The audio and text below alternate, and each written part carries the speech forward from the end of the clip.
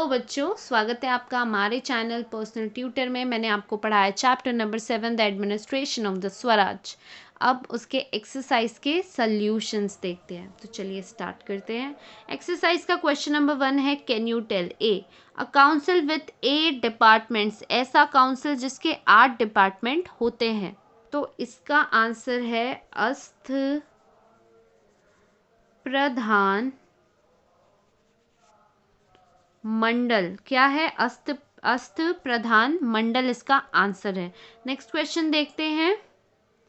बाहिर्ज Naik was the head of this department. इसका answer है intelligence department. इसका आंसर है इंटेलिजेंस डिपार्टमेंट।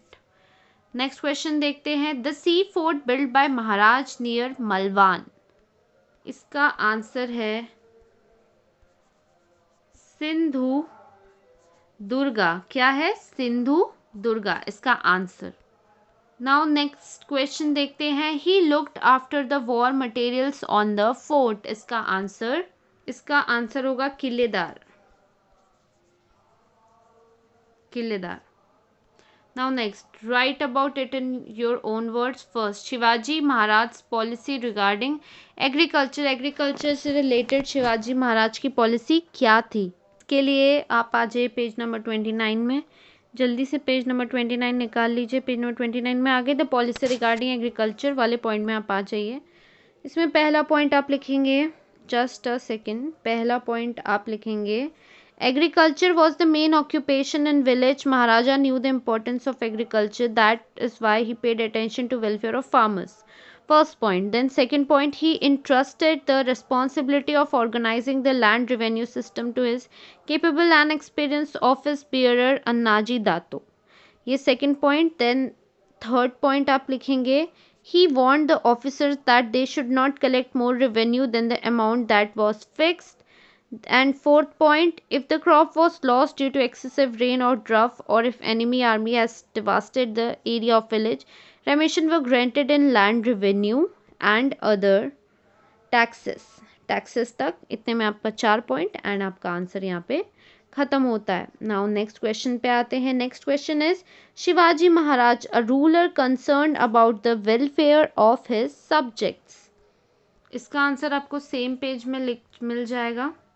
ठीक है, फर्स्ट पॉइंट आप लिखेंगे, Maharaj did not work only with limited ambition of conquering enemy territories and establishing dominance like other things. Second point, his main objective was to make his subjects independent. He was aware that if his subjects were to really get the joy of freedom, it was necessary to have a disciplined administration, take comprehensive care of people's welfare and protect the conquered territories. Actually मेरे हिसाब से his main objective was to make his subject independent के बाद आप इसे third point बना लीजिए, क्योंकि आंसर इतना ही है। 3 पॉइंट में आपका आंसर यहाँ पे ख़त्म हो जाएगा।